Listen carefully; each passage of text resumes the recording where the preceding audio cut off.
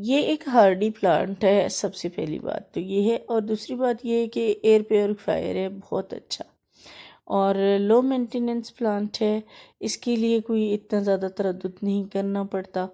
और rubber plant जो है इसकी कोई एलर्जिक प्रॉपर्टीज़ नहीं है, और ये बहुत ही अच्छा प्लांट है जो इजी टू ग्रो है, और इसकी कोई ख़ास रिक्वायरमेंट नहीं है, लो मेंटेनेंस है इसकी।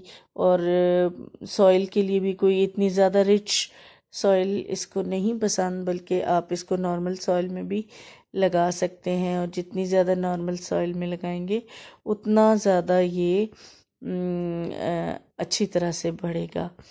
और टेम्परेचर के लिहाज से भी इसका जो टेम्परेचर है वो इसको ना तो बहुत ज़्यादा सर्दी पसंद है ना बहुत ज़्यादा गर्मी पसंद है, नॉर्मल टेम्परेचर पसंद करता है।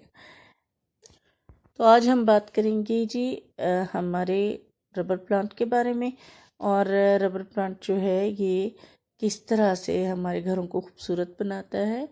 अब हम अपनी वीडियो स्टार्ट करेंगे। हेलो, कैसे हैं फ्रेंड्स आप? आज हम बात करेंगे how to grow a rubber plant from cuttings. और कटिंग्स के अलावा भी हम इसको कर सकते हैं, इसके पत्ते से भी हम इसकी ग्रोथ कर सकते हैं। तो आज इंशाल्लाह कंप्लीट मैं आपको गाइड दूंगी इसकी, और टिप्स बताऊंगी कि ये किस तरह से हम इसको कटिंग से लगा सकते हैं। और ये देखें, इस तरह से छोटी छोटी कटिंग्स बना के इसको हम किस तरह से प्रोपोगेट कर सकते हैं। और इसके अलावा हम इसको पत्ते से भी कैसे, और वाटर के थ्रू कर सकते हैं हम इसको। और इसके अलावा हम इसको एयर लेयरिंग के थ्रू भी कर सकते हैं। और फर्स्ट डे को अगर हम इसको लगाएं तो 28 डेज़ में हमारी ये किस तरह से बेहतरीन रूटिंग करता है और एक प्लांट की शक्ल इख्तियार कर जाता है। तो ये सारी इन्फॉर्मेशन आज की इस वीडियो में होगी। इससे पहले इसका मैं तारुफ करवाऊंगी आपसे कि ये देखेंगे, मैंने अभी सिंगल सिंगल पत्ते जो ये लगाए हैं, ये देखें, और ये कटिंग्स हैं। और इन कटिंग्स को सबसे पहले हम पानी में रखते हैं, और फिर उसके बाद इनको नॉर्मल सॉइल में, गार्डन सॉइल में थोड़ी सी आप उसमें कोई भी फर्टिलाइज़र मिला लें, और मिट्टी को थोड़ा सा एनरिच कर लें। और उसके बाद ज़ाहिर है वो जितनी रिच सॉइल होगी उतना अच्छा प्लांट पड़ेगा, लेकिन इसकी रिक्वायरमेंट इतनी ज़्यादा रिच सॉइल की नहीं है। बेसिकली ये प्लांट जो है प्रोपोगेट होता है जी मिट्टी में भी, और पानी में भी होता है, ठीक है। और इसको पर लाइट में भी आप प्रोपोगेट कर सकते हैं। तो तीनों तरीके बहुत अच्छे हैं। और एयर लेयरिंग भी, ख़ास तौर पे जब बरसात का मौसम होता है, सावन का, तो बारिशें ज़्यादा हो रही होती हैं, तो उन दिनों में एयर लेयरिंग भी इसकी बहुत कामयाब है, और बहुत जल्दी इसका प्लांट जो है वो तैयार हो जाता है। ये जो इसका साइंटिफिक नेम है वो है फाइकस एलास्टिका, और रबर या फिग फैमिली से है इसका ताल्लुक है। फाइकस फैमिली का प्लांट है ये, और बुशी ट्री भी होता है, और रबर प्लांट इसको इंडियन रबर बुश भी कहते हैं। और इसके अलावा ये ना इसका जो नेटिव कंट्री है वो है साउथ एशिया में, साउथ एशिया, और श्रीलंका। श्रीलंका में ना ये बहुत ज़्यादा पाया जाता है। यूएस में भी, यूएस है यानी स्टेट ऑफ फ्लोरिडा में पाया जाता है ये। तो वाटर के थ्रू भी इसकी होती है प्रोपोगेशन, ये देखें, और मिट्टी के थ्रू भी होती है। सबसे बड़ी बात ये है कि ये प्लांट जो है ये इंडोर प्लांट भी है और आउटडोर प्लांट भी है। लेकिन अगर हम इसको इंडोर रखते हैं तो भी हमें इसको या तो किसी ऐसी विंडो के साथ रखना चाहिए जहाँ पर इसको सनलाइट जो है ना वो ब्राइट सनलाइट मिलती रहे। और अगर हम इसको ओपन एयर में रखते हैं, बाहर रखते हैं, तो फिर ये बहुत तेज़ गर्मी में जो 12 से लेकर 3 बजे की धूप है उसको नहीं बर्दाश्त कर सकता, क्योंकि ये एक ठंडे इलाके का प्लांट है, तो इसको वहाँ पे थोड़ी दिक्कत होती है। और ये देखें, इसके ये पत्तों के थ्रू भी जो है ना हम इसको कर सकते हैं प्रोपोगेट, और इससे एक बेहतरीन प्लांट बन सकता है। और इसके पत्ते बहुत शाइनिंग वाले और बहुत खूबसूरत होते हैं, चमकदार होते हैं। जब हम स्प्रे करके इनको थोड़ा सा साफ करते हैं तो ये बहुत अच्छे लगते हैं। यही वजह है कि इसको घरों में ज़्यादा लगाया जाता है, इंडोर भी और आउटडोर भी। बेशक आप अपने गार्डन में किसी सेमी शेड वाले एरिया में लगा दें तब भी ये बहुत खूबसूरत लगता है। और वैसे भी आपकी गार्डन की ब्यूटी को बढ़ाने के लिए ये बहुत अच्छा रहता है। अब ये देखें कि बहुत सारे रंगों में दस्तयाब है। इसमें रेड कलर का शेड भी आता है, ब्राउन शेड भी आता है, वेरीगेटेड वैरायटी भी है इसकी। ये देखें, ये वेरीगेटेड है इसका। तो ये हर उसमें बहुत अच्छा लगता है। और जब आप इसको इसकी प्रूनिंग साथ साथ करते रहें तो फिर ये शेडी प्लांट बन जाता है। और जब शेडी हो जाता है तो फिर इसकी जो चमक दमक है वो बहुत प्यारी लगती है। अब हम बात करें इसकी वाटरिंग की, तो पानी जो है, ओवर वाटरिंग इसको पसंद नहीं है, लेकिन अगर आप इसको कम पानी देंगे तो भी ये चल जाएगा। और पॉटिंग मिक्स की तो बात मैं कर ही चुकी हूँ। और इसके अलावा हम बात करें अगर इसके लिए कि इसको किस तरह के पॉट में लगाना चाहिए, तो बहुत ज़्यादा बड़े पॉट को ये पसंद नहीं करता और ना ही बहुत जल्दी इसकी रूट बाउंडिंग होती है। बल्कि इसको आप छोटे से छोटे गमले में भी लगा सकते हैं और उसमें भी ये खुशी से पनपता रहता है। और छोटे वाले मसलन 8 इंच के गमले में भी बेहतरीन लग जाता है ये। और जितनी आप इसकी प्रूनिंग करेंगे, ऊपर से कटिंग करेंगे, उतनी ज़्यादा बुशी इसकी शेप होती जाएगी और आप जितने प्लांट बढ़ाना चाहें वो बढ़ा सकते हैं। और इसमें सिर्फ एक चीज़ जो है साइड इफ़ेक्ट है, ये देखें, ये रेड इसका जो बीच में आ रहा है कोम्पल, नई कोम्पल रेड होती है। फिर करते करते कुछ डार्क ग्रीन होते हैं इसके लीव्स और कुछ जो होते हैं वो थोड़े कम ग्रीन होते हैं, लाइट ग्रीन होते हैं। तो दोनों का शेड अलग अलग होता है और बहुत खूबसूरत लगते हैं। ये देखें, ये ब्राउन और ग्रीन का शेड आ रहा है। इंडोर प्लांट है, ये अंदर रखा हुआ है, लेकिन इसको भी सनलाइट की ज़रूरत होती है, तो ब्राइट लाइट इसको मिले तो पत्तों में ज़्यादा शाइनिंग आ जाती है। ये देखें ना, अब इसकी शाइनिंग कितनी ज़्यादा अच्छी लग रही है।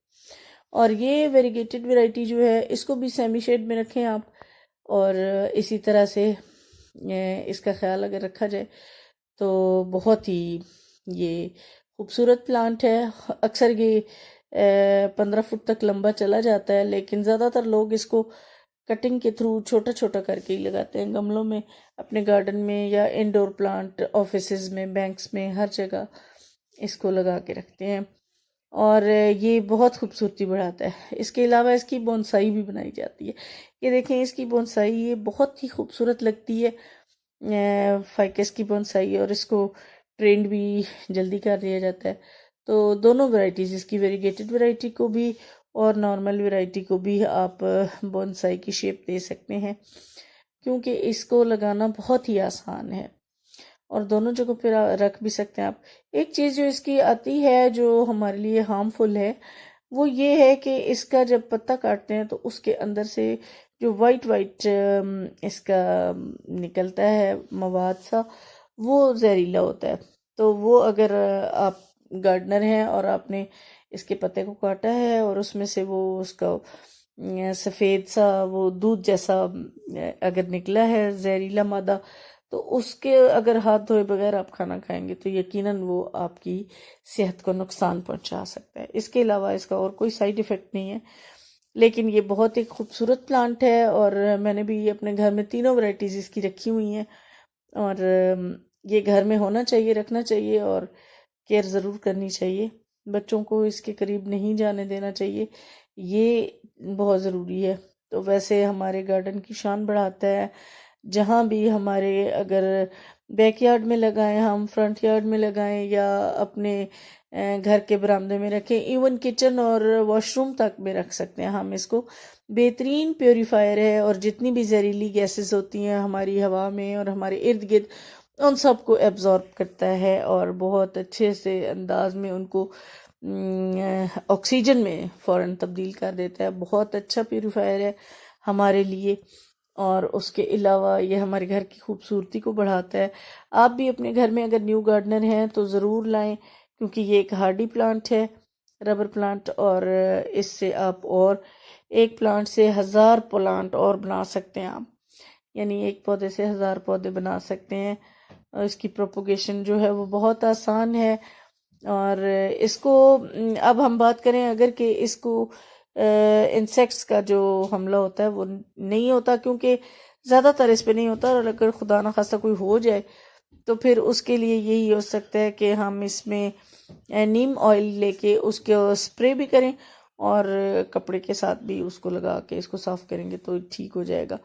वैसे जब हम इसकी पॉटिंग मिक्स तैयार करते हैं तो हम उसमें डाल देते हैं हल्दी या घर में रखी हुई हमारे ये सिनेमन पाउडर डाल सकते हैं, या कोई भी आपके पास फंजीसाई है वो आप उसमें डाल दें। तो इसको बहुत जल्दी ना कोई फंगस लगता है और ना कोई इसको कीड़ा या कोई इंसेक्ट वगैरह की तकलीफ होती है इस पौधे को। तो बहुत खूबसूरत और हार्डी प्लांट है। और वाटरिंग भी इसकी मैंने आपको बता दी है, इसके सारे पहलू बता दिए कि किस तरह से ये हमारे साथ हमारे घर को खूबसूरत बना सकता है। तो प्लीज़ फ्रेंड्स, अगर आपको मेरी ये वीडियो पसंद आई है तो आपने लाइक करना है, मेरे चैनल को सब्सक्राइब करना है और कमेंट करने हैं। और अगर कोई क्वेश्चन है तो आपने क्वेश्चन ज़रूर, और मैं कोशिश करूँगी कि मैं आपको अपने कमेंट्स के थ्रू ज़रूर आंसर करूँगी। तो ये एक बहुत अच्छा प्लांट है, आप भी इसको अपने घर में ज़रूर लाएं। डॉक्टर वॉल्वर्टन ने रैंक किया है इसको, इस प्लांट को। वो कहते हैं कि ये one of the best, very best house plant है जो एयर को क्लीन करता है। और ये हमारे लिए एक और सोर्स है जो रेजिस्टेंस ऑफ पेस्ट जो है वो डिजीज़ को और इन चीज़ों को हमसे दूर रखता है और ह्यूमिडिटी बनाए रखता है, इंक्रीज़ करता है ह्यूमिडिटी को ऑफ रूम। तो इसीलिए इसको इंडोर भी रखते हैं। तो ये एक बहुत ही अच्छा प्लांट है, आप ज़रूर इसको अपने गार्डन में, अपने घर में लगाएं। और मेरी चैनल को ज़रूर लाइक करें, सब्सक्राइब करें और कमेंट करें।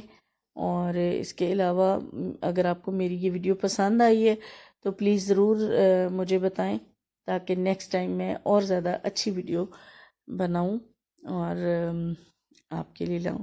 और फ्रेंड्स, इसके साथ ही हम फिर मिलेंगे एक नई और इन्फॉर्मेटिव वीडियो के साथ। और आज की जो इन्फॉर्मेशन मैंने दी आपको रबर प्लांट की, आप इसको ट्राई कर सकते हैं सैंड में, सॉइल में, वाटर में, एयर लेयरिंग के थ्रू, किसी भी तरह से रिज़ल्ट आपका 100% ही आएगा। तो ये बहुत ही ज़बरदस्त प्लांट है। और इसके साथ ही अब मैं आपसे इजाज़त चाहूँगी, एक नई वीडियो के साथ फिर हाजिर होंगी। बाय बाय, अल्लाह हाफिज़।